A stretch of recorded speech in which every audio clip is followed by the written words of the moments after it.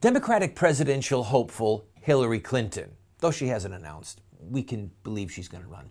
She may have put herself in a very awkward position by comparing Russia's president, Vladimir Putin, to Hitler. Yes.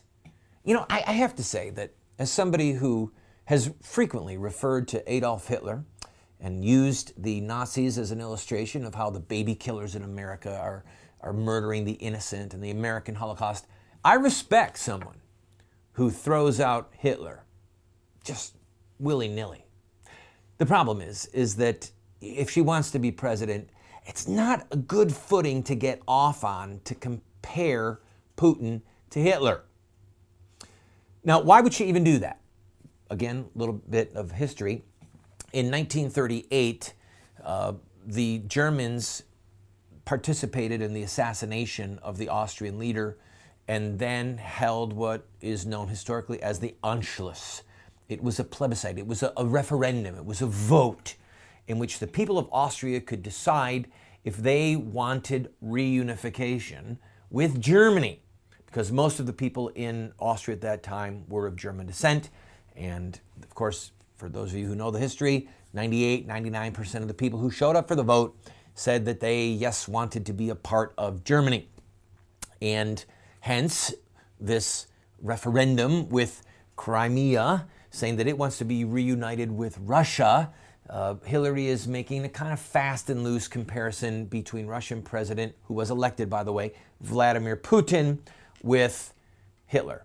I would much sooner compare Barack Obama with his murderous agenda and his state apparatus to spy on all of us. I'd much rather compare Barack Obama with Adolf Hitler, but I digress.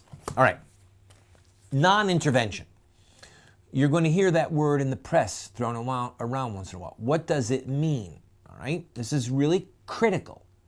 Non-intervention means that a nation can do what it wants in its internal borders, and outside nations will not intervene. All right? The doctrine of non-intervention was the outgrowth of a treaty signed several hundred years ago called the Treaty of Westphalia, or the Peace of Westphalia. It's from 1648. Again, you might go, well, what does that have to do with us? It has a lot to do with us. A lot to do with us. First of all, it has to do with our religious freedom.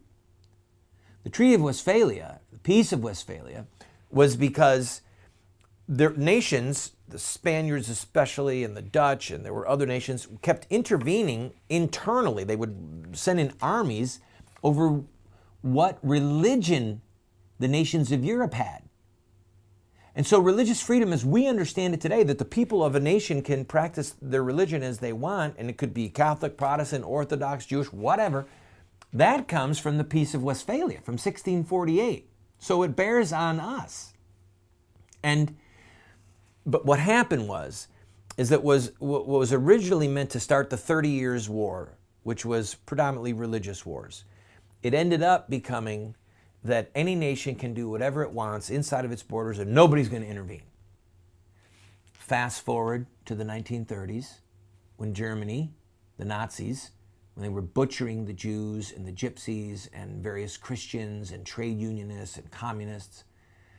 After the war was over, the principle of non-intervention was so entrenched in international relations that there were people that were actually suggesting, well, we can't do anything to the leaders of the Nazis for what they did to their own people, because after all, it's their own people, and what they did was legal, right? It was all according to the law, the German law at the time. And so the victors at the trial known as the Nuremberg trials said, in effect, we're going to leapfrog back to the theory of Augustinian war, all right, just war, and that we are going to, they literally referenced the scriptures, the laws of God, and said, we're going to hold these people accountable. Because even though what they did was legal under German law, it was still a crime against humanity. It was a crime against the laws of God. All right. So, non-intervention. The West is saying we shouldn't allow Russia to intervene in Crimea's affairs. If you ever heard of the Monroe Doctrine, there are times when America's hypocrisy is bewildering. Do you know what the Monroe Doctrine is? Do you know what it states? Do you know when it's been invoked? Do you know what it's meant for our neighbors to the south? I'm going to tell you when I get back. You're going to learn something, because this is the voice of resistance.